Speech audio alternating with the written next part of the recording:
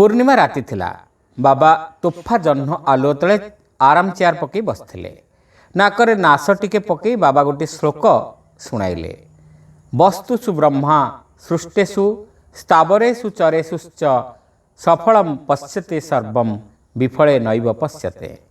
ଚାରିପଟେ ବସିଥିବା ପିଲାମାନେ ଏକସ୍ୱରରେ କହିଲେ, ବାବା ଏହାର ଅର୍ଥ କ'ଣ କୁହନ୍ତୁ? ଏହି ଶ୍ଲୋକର ଅର୍ଥ ପଚାରୁଛ?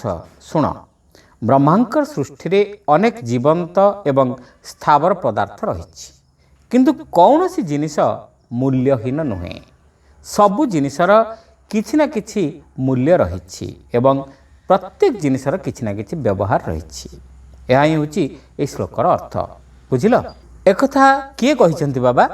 କାହାଣୀଟିଏ କୁହନ୍ତୁ ନା। ପିଲାମାନେ କହିଲେ, ଆରେ ଯେକୌଣସି କାହାଣୀ କାହିଁକି ଶୁଣାଇବି? ଏହି ବିଷୟରେ ମୁଁ କାହାଣୀଟିଏ କହୁଛି। ଏହା କହି ବାବା କହିବାକୁ ଆରମ୍ଭ କଲେ। ବହୁଦିନ ତଳର କଥା। ଅଙ୍ଗ ଦେଶର ରାଜା ଥିଲେ ଅଙ୍ଗପାଳ। ଜାଣିଛ ସେ କ'ଣ କଲେ? ସେ ବହୁତ ଦିନ ଧରି ଅନୁସନ୍ଧାନ କଲେ ଯେ ସଂସାରରେ କେଉଁ ପଦାର୍ଥ ଉପଯୋଗୀ ଏବଂ କେଉଁ ପଦାର୍ଥ ଅନୁପଯୋଗୀ। ଶେଷରେ ସେ ନିଶ୍ଚିତ କଲେ କେବଳ ମଶା ମାଛି ବ୍ୟତୀତ ଆଉ ସବୁ ଜିନିଷ କୌଣସି ନା କୌଣସି କାମରେ ଲାଗିବ। ତାପରେ ସେ କ'ଣ କଲେ ନା, ସେ ତାଙ୍କ ରାଜ୍ୟରେ ଯେଉଁଠାରେ ମଶା ମାଛି ଅଛନ୍ତି ସେମାନଙ୍କୁ ମାରିଦେବାକୁ ନିର୍ଦ୍ଦେଶ ଦେଲେ। ରାଜ୍ୟରେ ଯେପରି ମଶା ମାଛି ରହିବେ ନାହିଁ। ରାଜ୍ୟବାସୀଙ୍କୁ କଥାଟି ପସନ୍ଦ ହେଲା, ତେଣୁ ରାଜାଙ୍କର କାର୍ଯ୍ୟ ଦେଖି ସେମାନେ ଖୁସି ହେଲେ। ଏତିକିବେଳେ କ'ଣ ହେଲା ଜାଣ? ହଠାତ୍ ଶତ୍ରୁମାନେ ଅଙ୍ଗଦେଶ ଉପରେ ଆକ୍ରମଣ କଲେ। ଅଙ୍ଗପାଳ ଯୁଦ୍ଧ ପାଇଁ ପ୍ରସ୍ତୁତ ନଥିଲେ, ତେଣୁ କିଛି ବିଶ୍ୱସ୍ତ ସେବକଙ୍କୁ ସାଙ୍ଗରେ ନେଇ ସେ ଜଙ୍ଗଲକୁ ପଳାଇଲେ।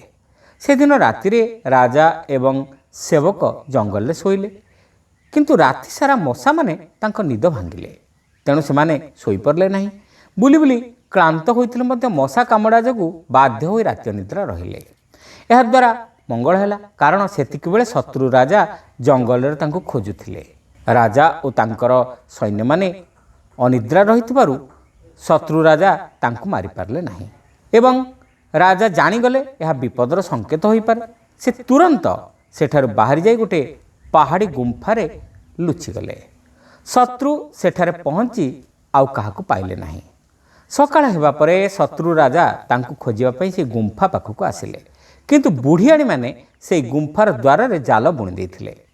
ତେଣୁ ସେ ପାହାଡ଼ି ଗୁମ୍ଫା ସମ୍ମୁଖରେ ଯାଇ ଚାରିଆଡ଼କୁ ଚାହିଁଲେ। ଜାଲ ଦେଖି ଭିତରେ ଆଉ ଯେ କେହି ଥାଇପାରନ୍ତି ରାଜା ଆଉ ଅନୁମାନ କରିପାରିଲେ ନାହିଁ।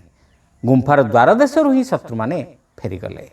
ଏହାଦ୍ୱାରା ଅଙ୍ଗପାଳ ନିଜର ଭୁଲ ବୁଝିପାରିଲେ। ମଶାମାନେ ତାଙ୍କୁ ଶୁଆଇ ଦେଲେ ନାହିଁ, ଯାହାଫଳରେ ସେ ଶତ୍ରୁ ରାଜାର ହାତରୁ ରକ୍ଷା ପାଇଗଲେ। ବୁଢ଼ିଆଣୀମାନେ ଜାଲ ବିଛାଇକରି ତାଙ୍କର ଜୀବନ ରକ୍ଷା କଲେ। ଯେଉଁ ମଶାମାନଙ୍କୁ ସେ ମାରିବା ପାଇଁ ଆଦେଶ ଦେଇଥିଲେ, ସେହି ମଶାମାନଙ୍କ ପାଇଁ ରାଜା ଆଜି ଜୀବନ ଫେରି ପାଇଲେ।